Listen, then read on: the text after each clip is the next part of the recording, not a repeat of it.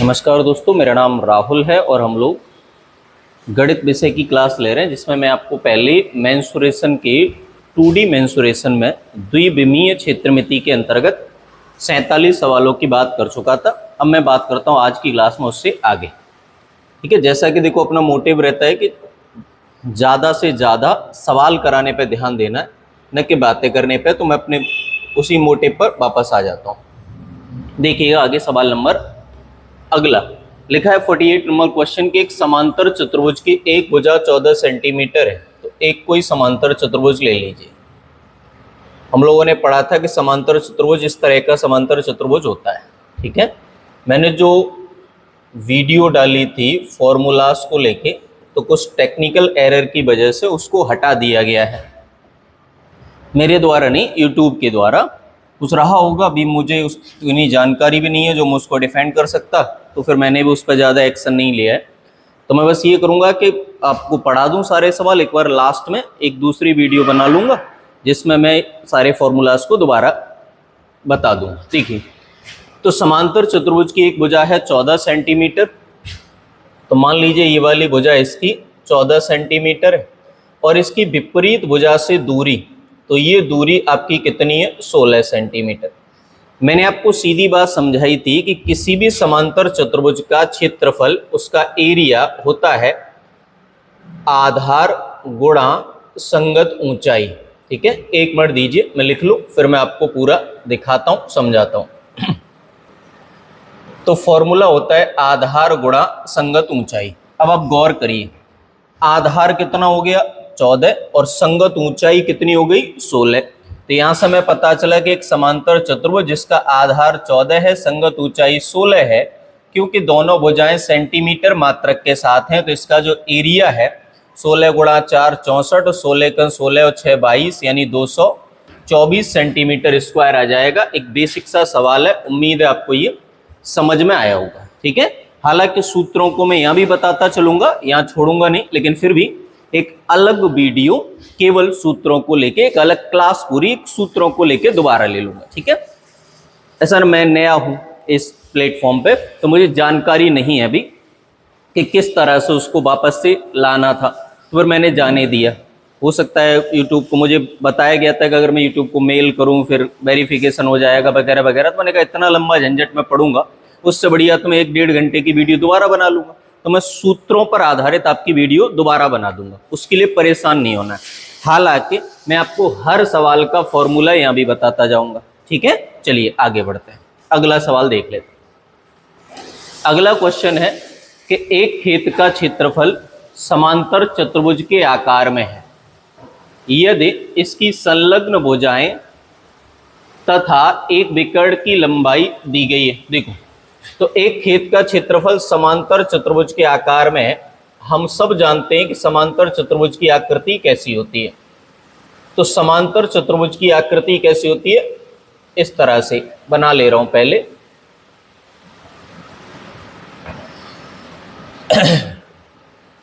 समांतर चतुर्भुज देखिएगा, तो समांतर चतुर्भुज क्या है ना, टेक्निकली ज़्यादा चीज़ें अभी नहीं पता है। यहाँ भी ये चित्र आ जाते हैं डायरेक्टली, पता नहीं कहाँ से आते हैं, तो मैं उस पर ज़्यादा दिमाग लगा नहीं रहूँगी। तो एक खेत, एक संलग्न भुजाएं कितनी है, एक है 65, एक है 119। तो ये वाली भुजा अगर मैं कह दूँ 65, तो आपको पता है ये वाली भुजा भी हो जाएगी 65, और ये वाली भुजा है 119, तो ये वाली भुजा भी हो जाएगी 119। और इसका एक विकर्ण दे रखा है, अगर इसका एक विकर्ण दे रखा है 156 सेंटीमीटर मीटर।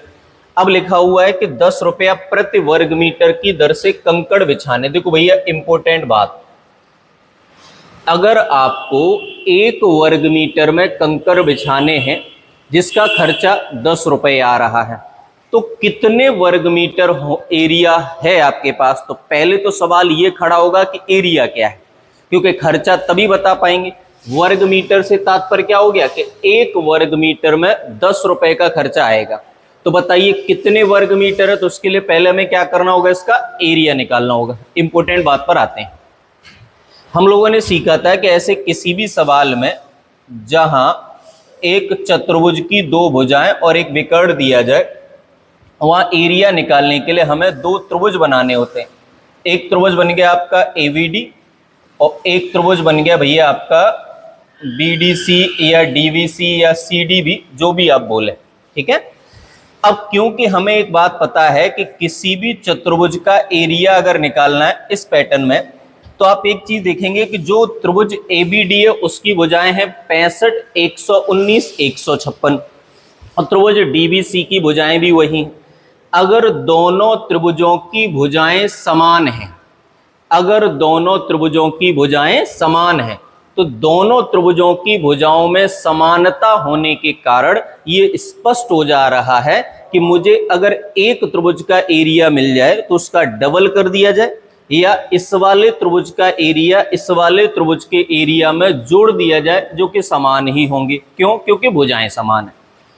तो यहां से हम लोगों को एक बात समझ में आएगी कि अगर मैं चाहूं तो इसको 2 इंटू ट्रायंगल एवीडी का एरिया फाइंड आउट करके निकाल सकता हूं। क्लियर है मेरी बात? चलिए, तो अब हम पूरा फोकस करेंगे किस पर? त्रिभुज। देखिए, तो अब हम पूरा फोकस करेंगे त्रिभुज एवीडी का क्षेत्रफल, क्योंकि त्रिभुज एवीडी का क्षेत्रफल ही हमें इस चतुर्भुज का क्षेत्रफल लाके देगा। अब समझिएगा, कहीं दिक्कत होगी दोबारा डिफाइन कर लूंगा, ठीक है। देखिए, तो किसी भी त्रिभुज का क्षेत्रफल हम लोग किससे निकालते हैं? हीरोज फॉर्मूला से। और हीरोज फॉर्मूला क्या होता है? S into S minus A, S minus B, S minus C. Very good. तो एस क्या होता है? त्रिभुज की तीनों भुजाओं के योग का आधा, यही तो होता है। चलिए, तीनों भुजाओं का योग कर लीजिए। 9 और 6 15 और 5 20, 0 हो गया। 11 15 26 और 6 32 और वो 2 कितने हो गए? 340। उसका आधा कर दो, 170 आ गया। गुणा 170 में से अगर 65 घटा दिए जाएं तो देखो नॉर्मल बात है, कितने बचेंगे? 105 बचेंगे। 170 में से अगर 119 घटा दिए जाएं तो 19 उधर और तो उधर कितने बचे? 51 बचे।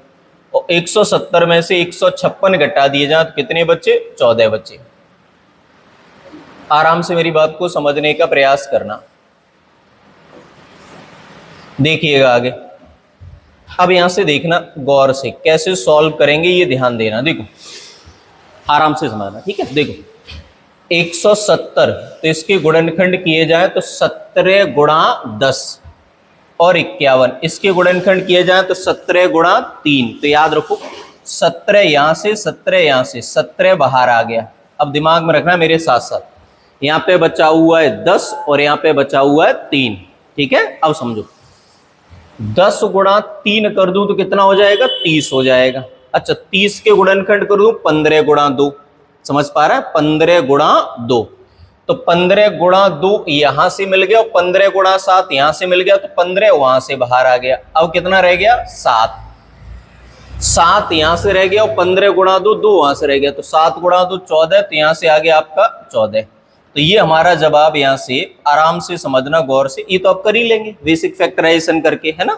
तो यहां से देखिएगा 14 गुणा 15, यहां से मैं मल्टीप्लाई करूंगा तो ये हो जाएगा आपका 14 गुणा 5 0, 210। अतः एरिया निकल के आएगा 0। 17 एकन 17 के 7 कैरी हुआ 1, 17 दूनी 34 और 1 35, 3570 मीटर स्क्वायर। आराम से मेरी बात को समझ। अब ये एरिया निकल के आया एक त्रिभुज का, जबकि हमें एरिया चाहिए भैया एक चतुर्भुज का। आराम से मेरी बात को समझना। तो हम लोगों ने अभी सीखा कि चतुर्भुज एबीसीडी का एरिया निकालना है, तो जो त्रिभुज एबीडी का एरिया निकला है उसके साथ क्या करो? 2 का मल्टीप्लाई। तो ये एरिया हो जाएगा 35 दूनी 70, 70 दूनी, तो ये हो जाएगा हमारे पास 7140 मीटर स्क्वायर। अब हमें क्या चाहिए? खर्च। सिंपल सी बात है, 7140 मीटर स्क्वायर एरिया में 10 रुपया प्रति वर्ग मीटर के हिसाब से काम कराना है। तो मेरा और आपका जवाब 71,400 रुपये आ जाएगा। समझिए, देखो छोटा कर सकते हैं अगर आपको कैलकुलेशन आती है। अगर आपको कैलकुलेशन आएगी तो पहली और इम्पोर्टेंट बात ये नहीं बनाना है कि नहीं। दूसरी इंपॉर्टेंट बात, मैंने यहाँ जो धीरे धीरे बताया वो धीरे धीरे नहीं करना है।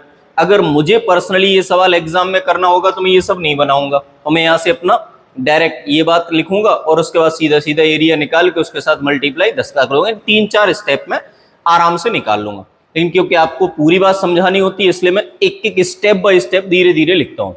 उम्मीद है आपको ये सवाल समझ में आया होगा। चलिए बढ़ते हैं अब इससे आगे।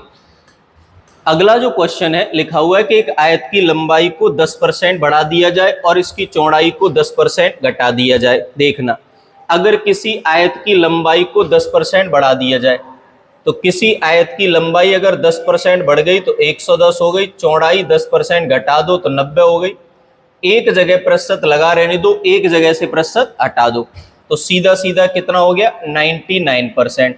इसका सीधा मतलब है कि अगर आपका फाइनल आंसर 100 से कम आए तो समझ जाना कमी है और 100 से ज्यादा आए तो समझ जाना वृद्धि है। दोबारा समझो, लंबाई 10% बढ़ा दी जाए, प्रतिशतता का मुख्य आधार हम लोग लिया करते हैं 100, ठीक है।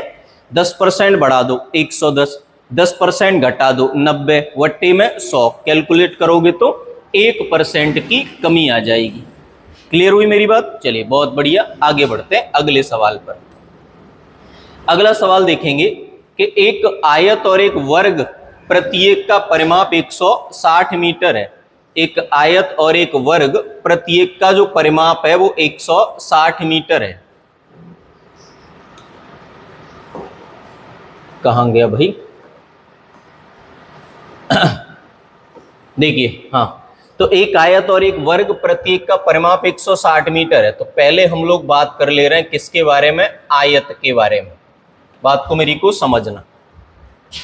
तो एक आयत है और एक है वर्ग। देखो, तो आयत और वर्ग, आप बस मेरी बात को ध्यान से सुनने का प्रयास कीजिएगा, ठीक है। देखो, आयत का जो परिमाप होता है, किसी भी आयत का परिमाप होता है वो क्या होता है? तो आयत का परिमाप होता है 2 ब्रैकेट में लंबाई प्लस चौड़ाई बराबर दिया गया 160 मीटर।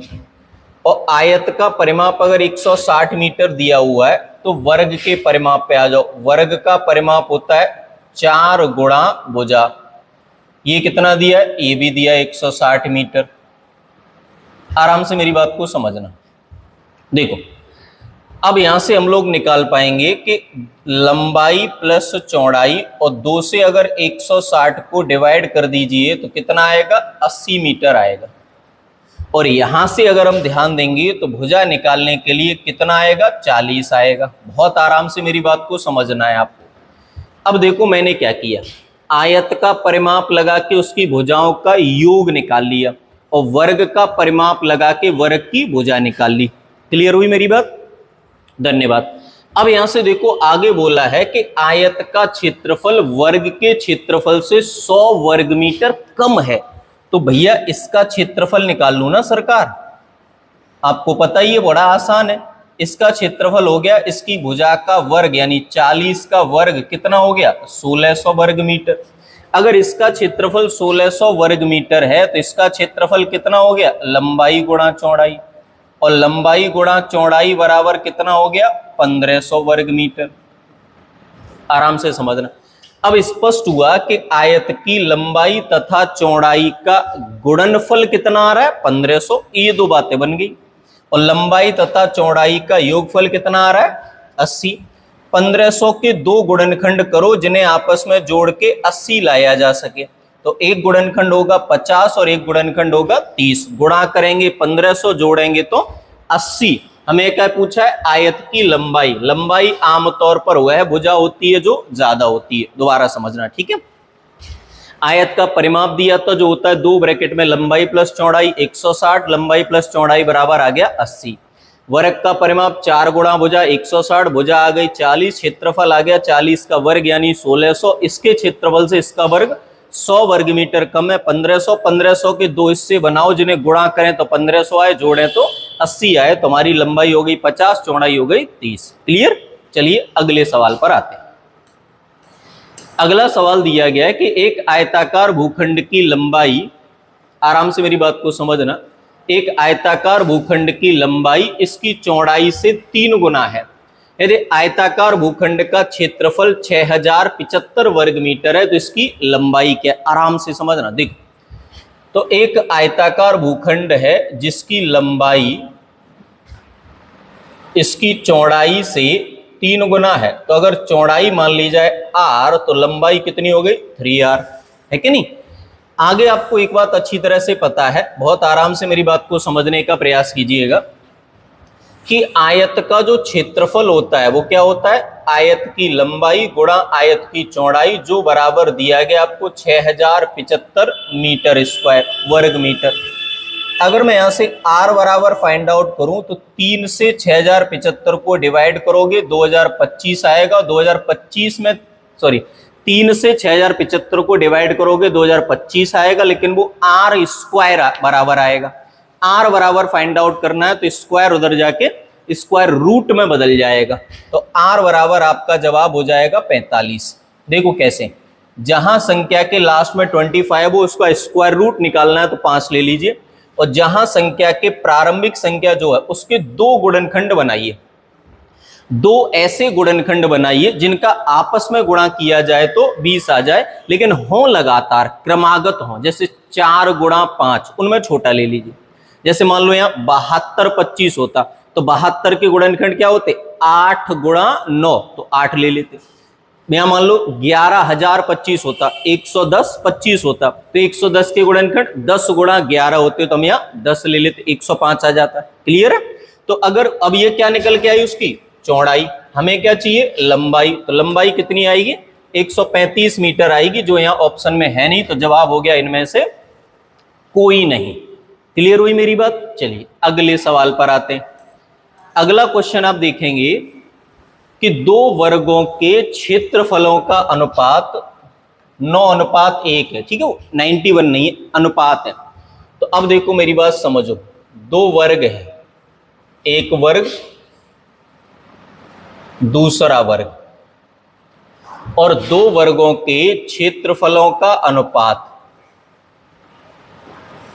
2 वर्गों के क्षेत्रफल का जो अनुपात है वो कितना है, 9:1 है। चलिए मिलके करते हैं। तो अगर क्षेत्रफलों का अनुपात 9:1 है, मैंने आपको एक चीज समझाई थी, याद होगी शायद आपको, नहीं तो कोई बात नहीं, मैं फिर समझा दूंगा। आपको उसके परिमाप का रेशियो पूछा है। देखो, तो सीधी एक बात दिमाग में रखा करो, क्षेत्रफल अगर परिमाप सेंटीमीटर में मापा जाए तो क्षेत्रफल सेंटीमीटर स्क्वायर में मापा जाएगा, यानी उसका मात्रक सेंटीमीटर स्क्वायर होगा। अगर परिमाप का मात्रक मीटर है तो क्षेत्रफल का मात्रक मीटर स्क्वायर होगा।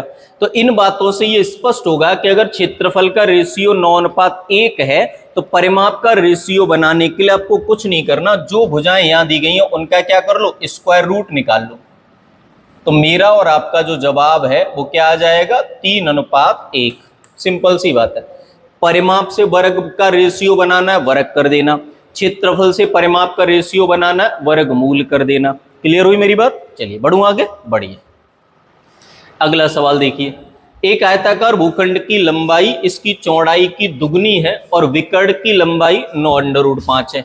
तो हम लोग यहां से बेसिक फॉर्मेट को अप्लाई कर लेंगे कि अगर लंबाई दी गई है और भैया चौड़ाई दी गई है, अगर लंबाई चौड़ाई की दुगनी है then we can say that length for this question will be 2r if breadth for this question will be r। अगर चौड़ाई r रहेगी तो लंबाई 2r हो जाएगी। आगे क्या दे रखा है कि इसके विकर्ण की लंबाई 9√5 है। किसी भी आयत का विकर्ण हम लोग डायगोनल कैसे फाइंड आउट करते हैं, तो डायगोनल फाइंड आउट करने का तरीका है कि रूट ऑफ लंबाई का वर्ग प्लस चौड़ाई का वर्ग, जो बराबर दे रखा है आपको और मुझे 9√5। उम्मीद है आपको ये बात स्पष्ट हो पाई होगी। ठीक है, आगे देखिए, 2r का वर्ग 4r स्क्वायर हो गया और इसका वर्ग 5r स्क्वायर हो गया। तो 5 का वर्गमूल निकालोगे तो √5 और r स्क्वायर का वर्गमूल निकालोगे तो r जो बराबर है कितना, 9√5। तो √5 से √5 कैंसिल हो गया। बहुत बढ़िया, वेरी गुड। अब यहां से बाबूजी आगे समझने का प्रयास करना है कि आयत का परिमाप बताइए, तो देखो भैया सरकार कि किसी भी आयत का पेरीमीटर क्या होता है, 2 ब्रैकेट में लंबाई प्लस चौड़ाई। अब यहां जाओ, आर बराबर कितना आया 9। आर क्या है, इसकी चौड़ाई। अगर इसकी चौड़ाई बाबूजी 9 है तो इसकी लंबाई 9 गुणा 2 18। तो मेरा और आपका आंसर 18 और 9 27 का दुगना कितना हो जाएगा, 54 मीटर, है ना। क्योंकि ऑप्शन मीटर में, यहाँ ध्यान रखना ये डाटा मिसिंग है, यहाँ मीटर शब्द और जुड़ा होना चाहिए, नहीं तो सवाल अधूरा हो जाएगा। ठीक है, चलिए हम लोगों ने सही किया। लंबाई 2r चौड़ाई r, फॉर्मूला लगा दिया, अंडर रूट लंबाई का वर्ग प्लस चौड़ाई का वर्ग, सॉल्व कर लिया, r बराबर 9 आ गया, चौड़ाई 9 हो गई, लंबाई 18 हो गई, दोनों को जोड़ के दुगना कर दो, वही पेरीमीटर होता है, तो आंसर हमारा 54 मीटर आ जाएगा। क्लियर हुई मेरी बात। चलिए आगे बढ़ते हैं। अगला सवाल आप देखिएगा, लिखा है कि एक कमरे की चारों दीवारों का क्षेत्रफल 168 वर्ग मीटर है। याद रखना है, किसी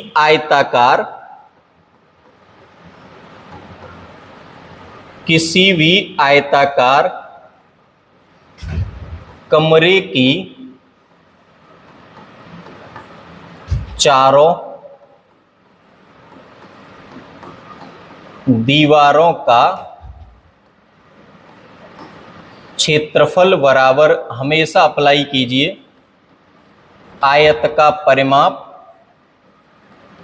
गुणा उस कमरे की ऊंचाई। ठीक है, तो किसी भी आयताकार आकृति का कमरे का चारों दीवारों का अगर क्षेत्रफल निकालना तो क्या लगाना है, परिमाप गुणा ऊंचाई। अब देखो क्षेत्रफल दिया है 168 वर्ग मीटर, क्षेत्रफल दिया है 168 वर्ग मीटर, जो होता है 2 ब्रैकेट में लंबाई हमें नहीं पता, प्लस चौड़ाई 8 दी गई है, ऊंचाई 6 दी गई है। फॉर्मूला लगा दिए मैंने, क्षेत्रफल दिया हुआ है 2 ब्रैकेट में लंबाई प्लस चौड़ाई, यही तो होता है परिमाप का फॉर्मूला, 2 ब्रैकेट में लंबाई प्लस चौड़ाई गुणा ऊंचाई। क्लियर है। अब यहां से आगे हम लोग क्या करेंगे, आपको समझ में आ गया होगा। देखिए 6 गुणा 2 12, 12 से अगर 168 को डिवाइड करोगे तो कितना आएगा, 14 मीटर, 14 बाद की बात है वो तो, और उधर रह जाएगा आपके पास केवल लंबाई प्लस 8, तो इसकी लंबाई कितनी आ जाएगी, 6 मीटर। अब देखो वैसे लंबाई हमेशा चौड़ाई से कम ही होती है, लेकिन अब किया है तो दिया है तो किया है। ठीक है, देखो कमरे की चारों दीवारों का क्षेत्रफल परिमाप गुणा ऊंचाई, क्षेत्रफल दिया 168, हो गया 2 ब्रैकेट में लंबाई प्लस चौड़ाई गुणा ऊंचाई जो दिया हुआ है, 6 गुणा 2 12, इधर गुणा है उधर जाके डिवाइड हो जाएगा, तो 168 को अगर 12 से डिवाइड करोगे तो 14 आएगा, लंबाई प्लस 8 बराबर 14, तो लंबाई बराबर 6 मीटर आ जाएगा। क्लियर है। चलिए आगे समझते हैं अगले सवाल। अगला सवाल दिया गया है कि एक वर्ग का विकर्ण दुगना कर दिया जाए। फिर वही सवाल है, देखो जो मैंने अभी समझाया था थोड़ी देर पहले, कि अगर मैं बात करूं किसी वर्ग के विकर्ण के बारे में, विकर्ण दुगना कर दिया जाए, यानी रेशियो हो गया 1:2। अगर वर्ग का विकर्ण दुगना कर दिया जाए तो उसका क्षेत्रफल कितने गुना हो जाएगा। तो मैंने आपको क्या सिखाया कि अगर डायगोनल की बात करोगे तो वो सेंटीमीटर में है, तो उसका एरिया ऑलवेज सेंटीमीटर स्क्वायर में होगा। पेरीमीटर का भी सेम कहानी है, साइड की भी सेम कहानी है। तो इस कंडीशन में हम लोग क्या करेंगे, सीधा सीधा कि इसका रेशियो बनाएंगे, कितना 1:2 का वर्ग कर दोगे तो 1:4 हो जाएगा। अब बस समझिए, इन्होंने रेशियो नहीं पूछा, इन्होंने पूछा है पहले का कितने गुना, तो पहले का भैया ये 4 गुना हो गया, सीधी सी बात है। बढ़ूं आगे, चलिए अगले सवाल पर आते हैं। अगला क्वेश्चन अगर हम लोग देखेंगे तो लिखा हुआ है कि एक त्रिभुजाकार खेत की 2 भुजाएं 85 मीटर और 154 मीटर है तथा परिमाप 324 मीटर है। खेत को 10 रुपए प्रति वर्ग मीटर की दर से जोतने का खर्चा क्या होगा। आराम से समझना, किसी भी त्रिभुज का परिमाप होता है तीनों भुजाओं का योग, पेरीमीटर क्या है, ठीक है ना, सम ऑफ ऑल साइड्स। तो जितनी भी लेंथ है सभी भुजाओं की उसको जोड़ लीजिए। एक है 85, दूसरी भुजा है 154, तीसरी भुजा है आपकी आर, और बराबर आपको कितना दिया 324। तो आर बराबर आप इन्हें जोड़ के उधर ले जाओगे तो ये कितना आएगा, 85 ही आएगा। इससे ये स्पष्ट होगा कि ये जो त्रिभुज जिसका हम इस्तेमाल करने वाले हैं इस सवाल में, वो कैसा है? तो वो त्रिभुज है आपका समुद्रीबाहु त्रिभुज। त्रिभुज कैसा है? समुद्रीबाहु त्रिभुज। अब देखो ABC एक त्रिभुज की 3 भुजाएं, ये वाली भुजा हम ले रहे हैं 85, तो ये वाली भी 85 ले लो, और ये वाली भुजा ले लो आप कितनी? 154। मोस्ट इंपोर्टेंट बात जो हम लोगों ने पहले भी सीख ली है कि अगर आपको खर्चा दिया हुआ है, ये रहा देखो, प्रति वर्ग मीटर, समझ जाना, वर्ग मीटर आते ही समझ जाया करना, क्या निकालना है? एरिया, ठीक है ना। तो अब हमें क्या करना है? एरिया फाइंड आउट करना है। कैसे? हीरोज फॉर्मूला, समद्विबाहु विषमबाहु सब में हीरोज फॉर्मूला लगाना, ठीक है, फालतू 2 बातें याद करने की जरूरत नहीं है। तो हीरोज फॉर्मूला क्या होता है? तीनों भुजाओं के योग का आधा कर लो पहले S, तो सीधा सीधा 324 का आधा कर लो 162 आ जाएगा। 162 में से 154 घटा दो 8 आ जाएगा।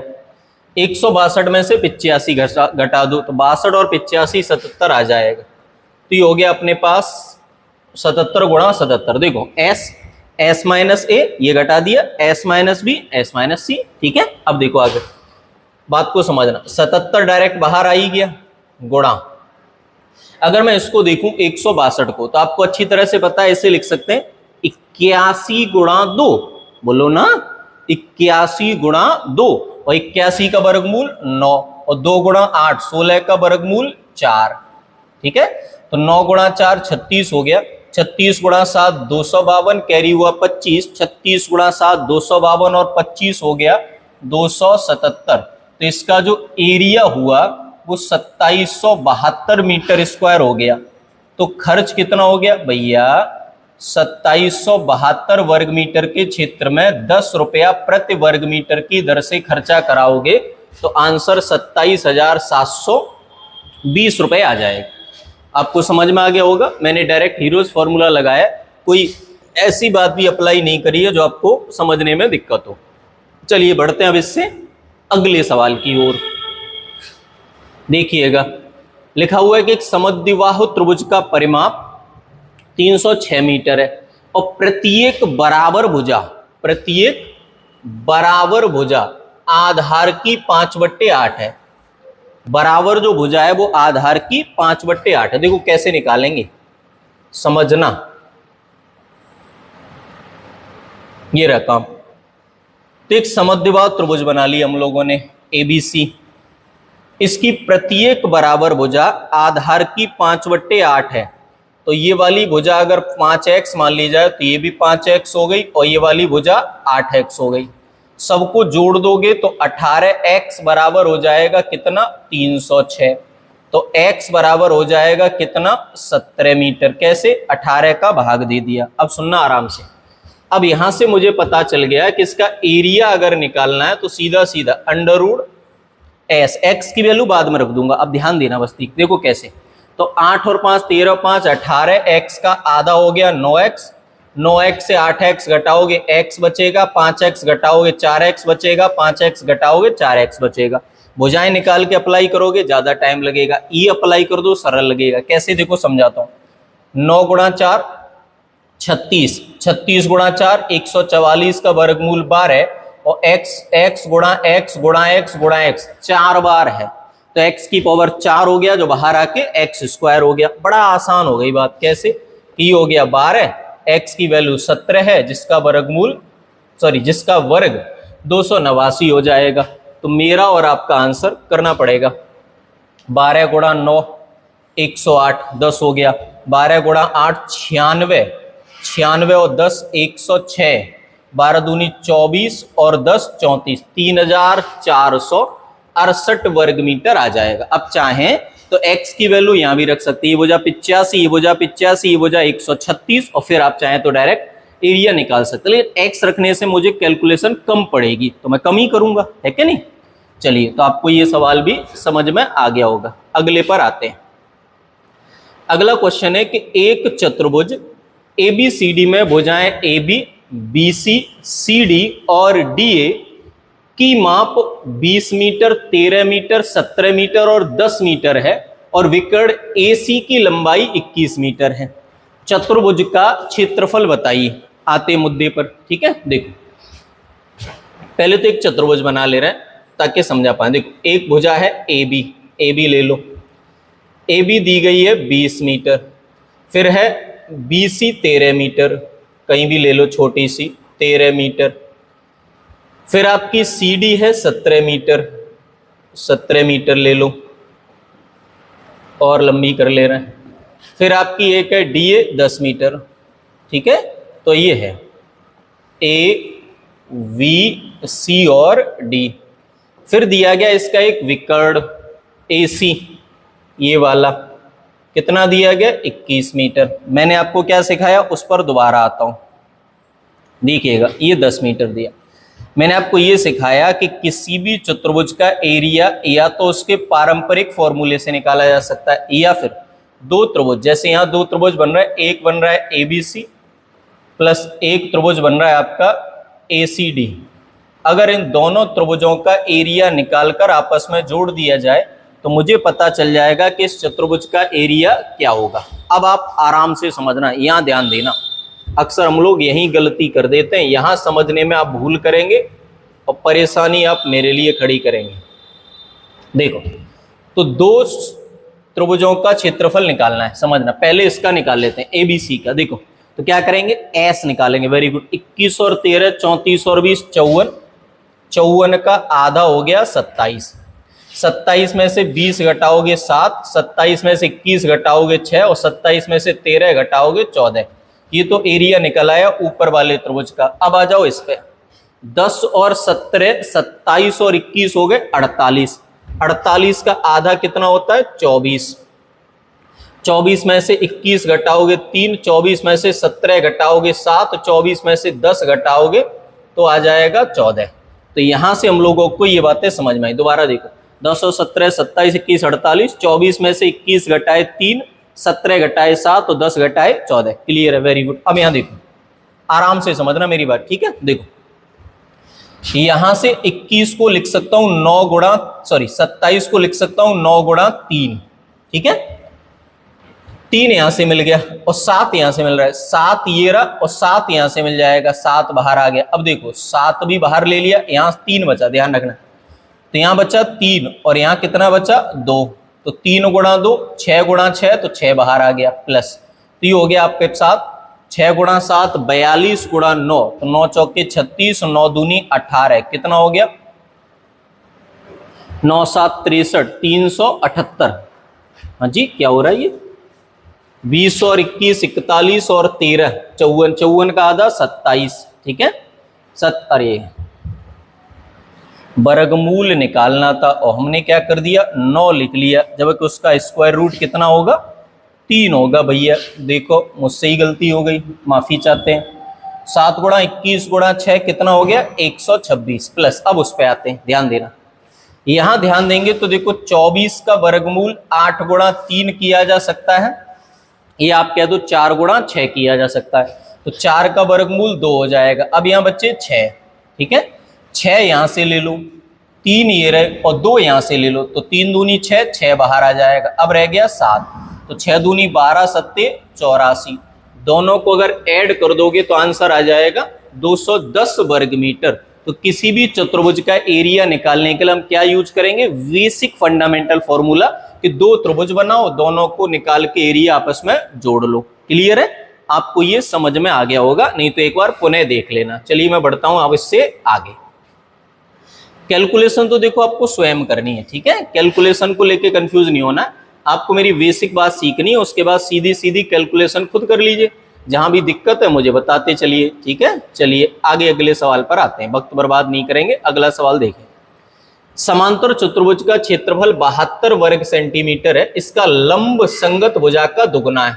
तो अगर संगत भुजा मान ली जाए x, देखो समांतर चतुर्भुज का क्षेत्रफल क्या होता है, आधार गुणा संगत ऊंचाई, और ये जो संगत ऊंचाई है इसी को हम लोग क्या कहते हैं, लंब। ये कितना दिया है 72 सेंटीमीटर स्क्वायर। अब जो लंब है संगत भुजा का दुगना है, अगर इसको मान लिया जाए r तो ये हो जाएगा 2r, और बराबर कितना दिया है 72, तो r स्क्वायर बराबर हो गया 36, तो r बराबर हो गया 6। अगर r बराबर 6 है तो आधार की लंबाई कितनी हो गई 6 सेंटीमीटर। क्लियर हुई मेरी बात? चलिए, तो आपको समझ में आया होगा। मैंने सवाल नंबर 60 तक करा दिया है। इससे आगे के सवाल मिलेंगे आपको अगली कक्षा में, तब तक आप इसे देखिए, समझिए। कोई समस्या है तो कमेंट सेक्शन में मुझे कमेंट करके बताइए। सूत्रों पर आधारित क्लास के लिए बिल्कुल चिंता न करें, इसमें 90 सवाल मुझे कराने हैं। 90 सवाल कराने के तुरंत बाद एक वीडियो डाल दूंगा, एक कक्षा ले लूंगा, जिसमें मैं सभी सूत्रों को पुनः एक बार डिस्कस कर दूंगा। उम्मीद है आपको ये क्लास समझ में आई होगी। मिलेंगे इससे अगली क्लास में, तब तक आप खुश रहिए, ख्याल रखिए और मन लगाकर पढ़िए। धन्यवाद।